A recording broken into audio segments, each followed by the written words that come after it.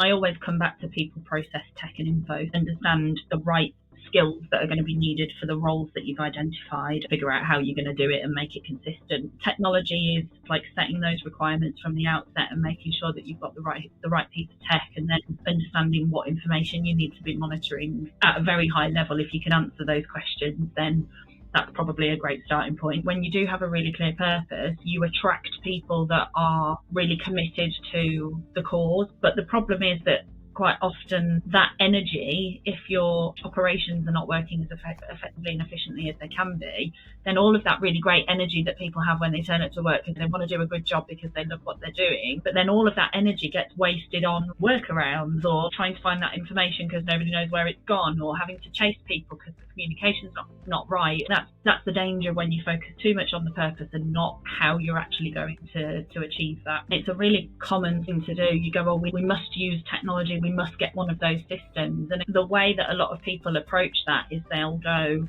that company are using that system, so let's just get that because that must be good. And it's like putting the cart before the horse a little bit, because unless you understand what the business need is, and even thinking about, further into the future as well. So yes, this is what we want the system for now, but what are we going to be doing in 5 years' time? Because if we've just got to replace it, then, that's a waste of time and money and effort. Danielle, thank you very much for joining us today. Can you tell us a little bit about yourself and your background, and a little bit about Optimo and how it helps people? Thanks, Chris, for having me. So I am Danielle, the founder of Optimo. We help organisations that have a social or environmental purpose with operational improvements. So when we talk about operations at Optimo, we look at operations very holistically. So we look at people, engagement and development. We also look at process improvement, technology implementation and management of information. So my background actually was in management consultancy. I kind of became a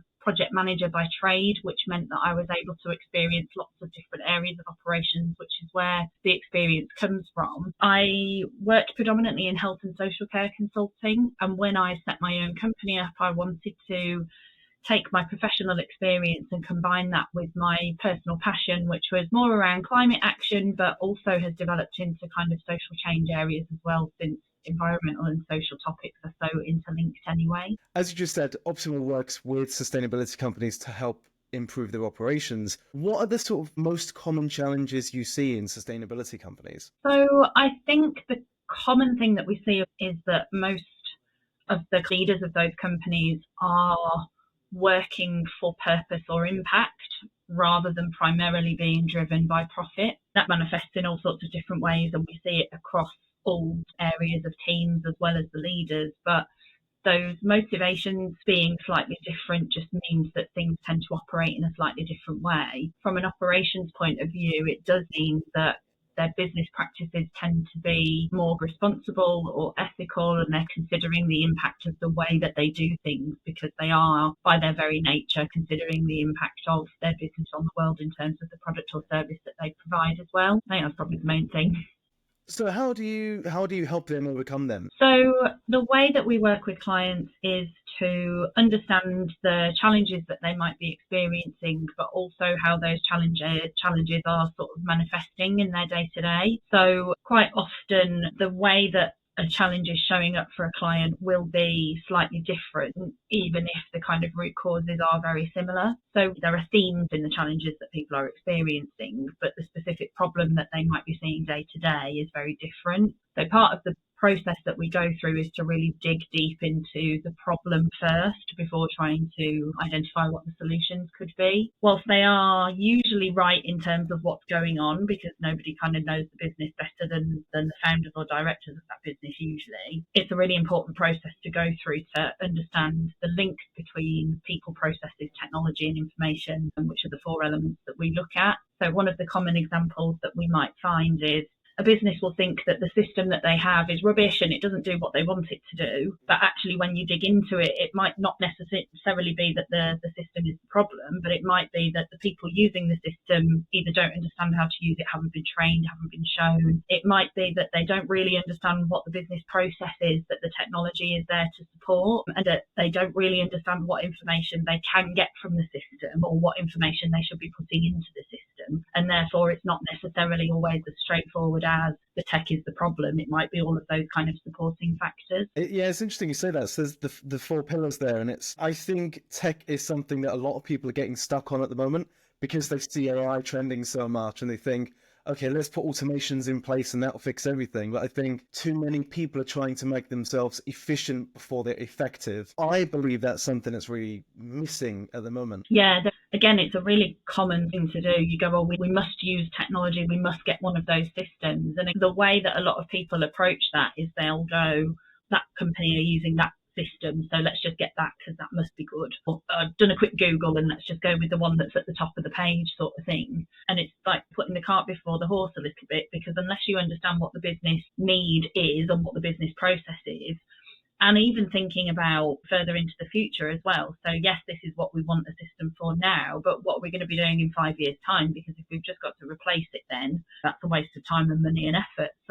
trying to understand what the actual requirement and need is in the first place is really important, and one of the things that we help with. Do you find when you work with a company that you find it more helpful personally to try and build their company in a way that it works in 10, 20 years' time? Or do you find it more helpful to kind of go in and fix the issues that will help them get to the next level quicker? It usually comes down to client want and need, really. We would certainly find it helpful to have a view of where they feel like they want to go in the next 10 years. We would usually go at least in the next 5 years, what are you trying to do? Maybe not quite so far ahead, but certainly further ahead than now. One of the other things that we do, depending on the way that we work with clients, is to consider what tactical, quick win solutions we can help them to implement that will save them the time and money right now and the headaches more often right now, but also what some more strategic solutions could be. And sometimes you might have to revisit a topic twice. For example, one of our clients at the moment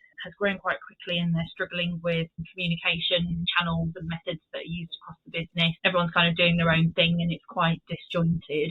So one of the things that we've said is that we'll look at communication now to see how we can make things easier literally right away. But also it might be that when we come to do a bigger review of all of the systems and technologies that you're using, we probably want to revisit communications because they're a remote working company and therefore technology plays a big part in how they communicate in terms of channels. So the topic of communication in that sense, we have to visit twice to be able to kind of create some breathing space immediately to then be able to look at more strategic solutions. So depending on what their biggest challenges are, that's how we would approach it. So what I find, and I used to work in the agency world as well, what tended to happen was, and I don't know how many viewers will find this themselves as well, but agencies tend to run productized services because it helps them make a profit. And I think with the way that service-based agencies are run at the moment, they've tended not to think too strategically. And it sounds like you've seen that that's a problem and you're acting in a way that fights against that.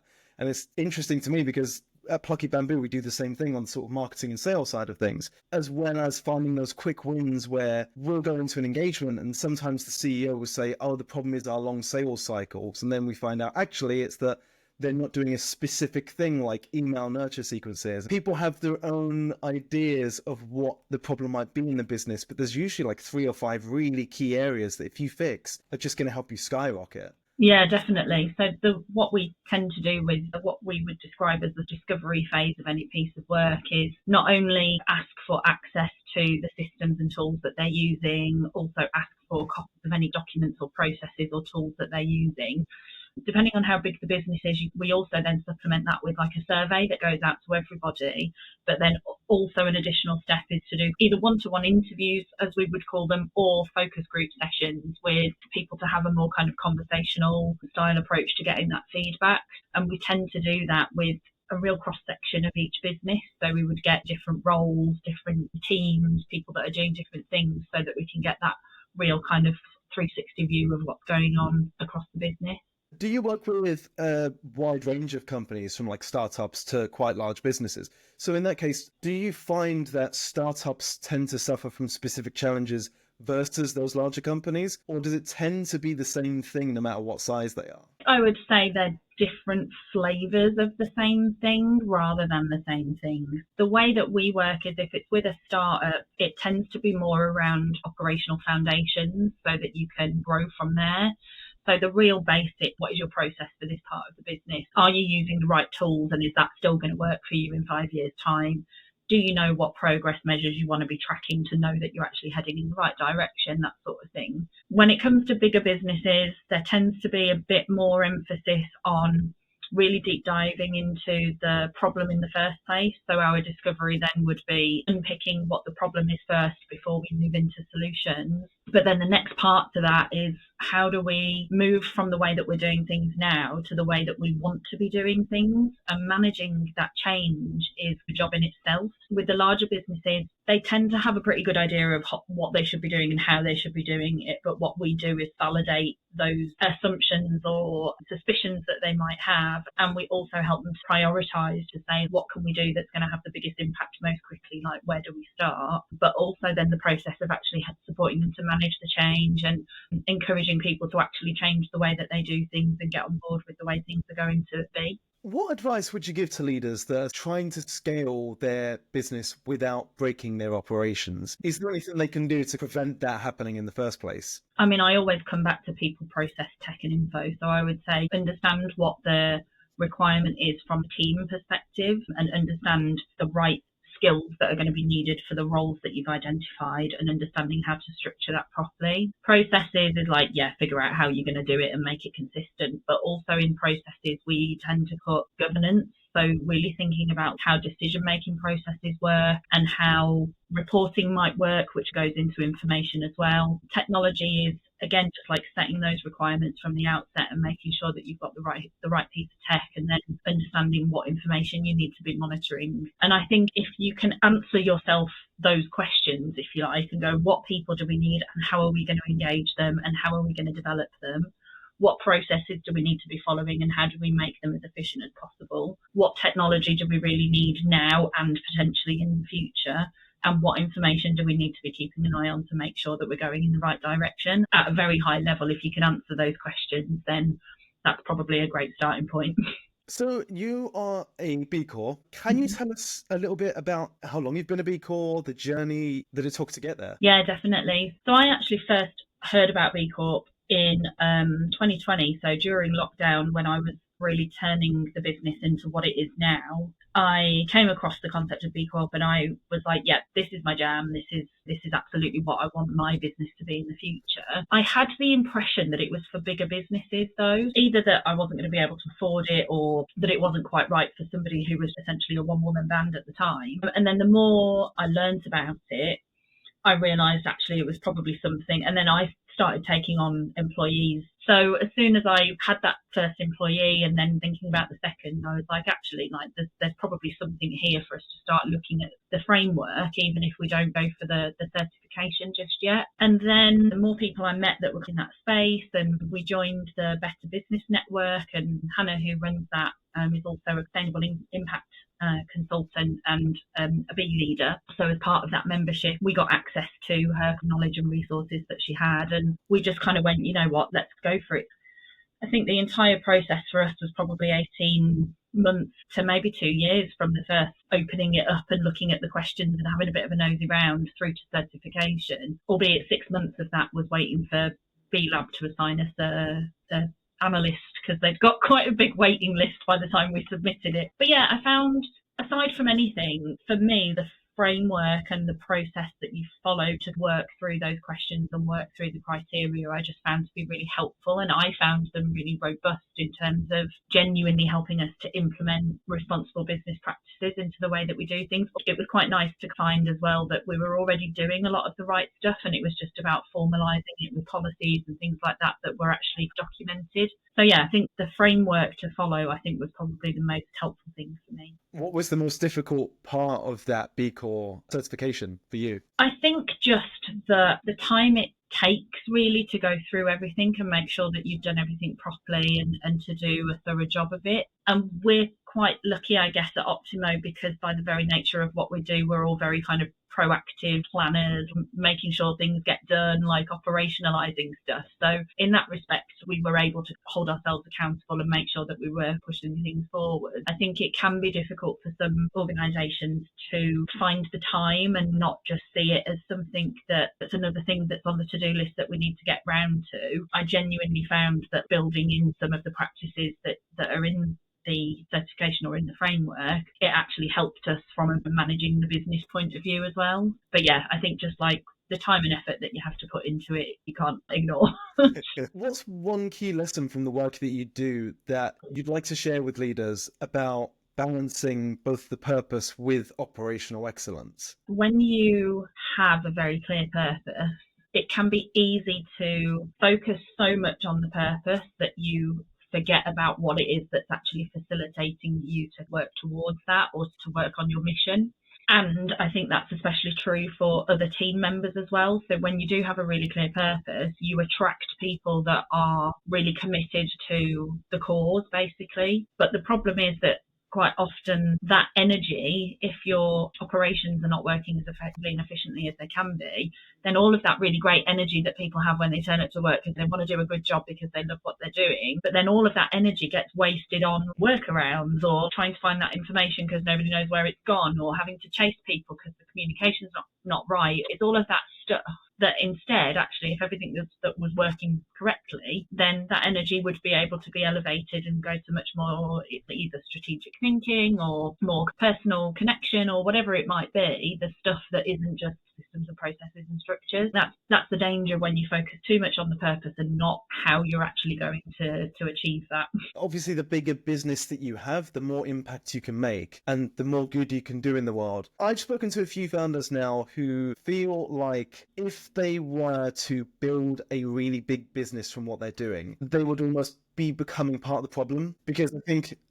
I think a lot of people would say that sustainability has become an issue because businesses keep growing and keep doing more bad in the world. But I think of it as a tool for you to continue doing what you would have done anyway. So if you would have done good in the world, if you build a bigger business, it will do more good. Whereas if you're obviously doing bad for the world and you build a big business, so I don't necessarily think it's big businesses that cause the issues. It's just what you do with them. What would you say to a founder that might be in that kind of situation? This is why, for me, the two parts of it are really important. So there is what you're doing and how you're doing it. Ideally, what you're doing should be solving a world problem. If not, then certainly the way that you do it should solve world problems. And that's the thing about like purpose versus operation. If you have a big business and your purpose is, let's say, a good purpose, then the bigger you get, the more impact that you can have. That makes sense. But you do always need to also consider the way that you're running your business, because it's all very well having, let's say, an environmental solution. But actually, if you treat your staff like crap and you don't pay them properly and you don't look after your community around you and the way that you actually govern the business, then no matter how good your purpose is, you're still having a negative impact in lots of other ways. And everything is so interlinked. That's why it's so important to consider both of those elements. I'm really interested to hear from you. What's been the biggest challenge for you in building Optimo, personally? That is a great question. I would say it's probably a very long series of multiple challenges rather than one big one. But I think probably one of the biggest things that I constantly battle with is it feels like there aren't enough hours in the day for me to do all of the things that I want to do. And I think this is kind of coming back to my point about leaders being so committed to purpose. We're so driven by having a positive impact, and there are so many things that you want to do to make the world a better place. You're like, I've only got so many hours in the day. How do I figure out where I prioritize my time? So when I first decided that sustainability was a thing I wanted to pursue in terms of my business, I set out and went, right, I want to work with sustainability businesses and I want to help them be more efficient and be more effective. And then I was like, well, God, that still means so many different things to so many different people. Like, what does that mean? I mean, you could work in waste management and circular economy, or you could work with universities and help to, educate young people. And then these are all examples that this is where we've ended up. And I'm like, I'm also really interested in sustainable construction. But then there's also loads of marketing agencies out there who are doing such great things with great clients, but they themselves need operational support. And so you're like, it's just another can of worms. And you really end up having to focus and choose what you want to pursue. But it's so hard because the world is your oyster and you want to do so many things and you want to do so much good, but there's only one of you and there's only so many hours in the day, and you can't work 24 hours a day because apparently that's not good for you. So I found that out as well quite a few times. I think anyone can agree that there's not enough hours in the day, I think is the big thing. But I think you've got a really good point there in terms of if you do focus on one thing, then you can go really deep into that. And I think especially for product-led businesses, if they can establish a beachhead with like one specific ideal client, because that's what a lot of companies I see tend to do wrong in that sort of startup phase, is trying to appeal to everyone and just don't appeal to anyone. But I think it's a good thing that you've zeroed in on sustainability because you make it clear what you stand for. And I think that helps get people behind you. And I think that helps a lot of other sustainability companies too, because they can feel that purpose. As you said, employees will join and stuff like that as well. What one piece of advice would you give to other business leaders out there then? I think the main one is you must make time for your wellness. Otherwise, you will be forced to make time for your illness. I read that somewhere. It's just so true. Like, again, when you're so committed to your purpose, it can be so easy just to keep going and keep going because you don't see it as work. You just see it as this is what I love and this is what I'm here to do.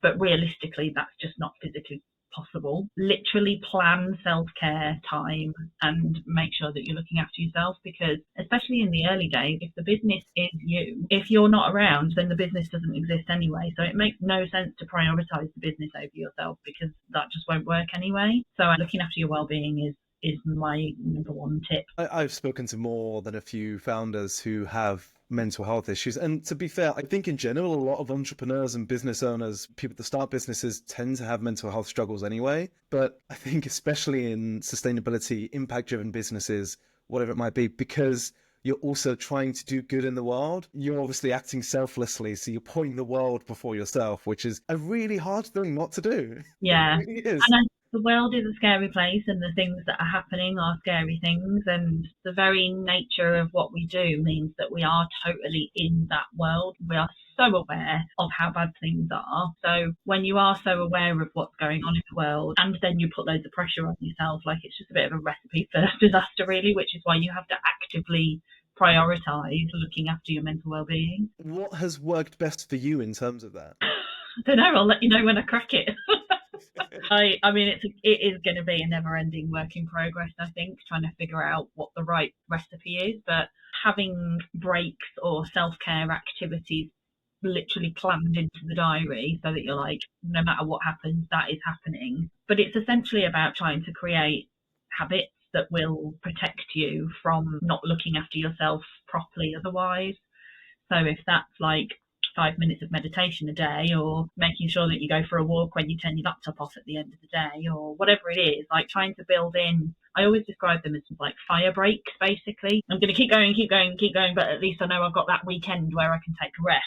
And then I had a conversation with a friend recently and she was like, but that's what you do when you're employed. Like when you have a job, like you book your annual leave and then you're like, I'm just going to keep working until I get there. And we're like, why are we doing this when we're the boss? Like, we're in control, so surely we can build the fire breaks in on a daily basis, not just like a quarterly basis. So yeah, I think it's just about like trying to get into the habit of prioritizing yourself. Danielle, thank you very much for joining us today. I really appreciate it. It was a great conversation. How can people get in touch with you, get in touch with Optimo? I am on LinkedIn quite a lot, so Danielle Heward, you should be able to find me fairly easily. Our website, if anybody wants to have a nosy, is www.optimobusiness.co.uk. And yeah, look forward to hopefully hearing from some of your listeners. Thank you so much for your time today. Enjoy the rest of your day. Thanks, Chris.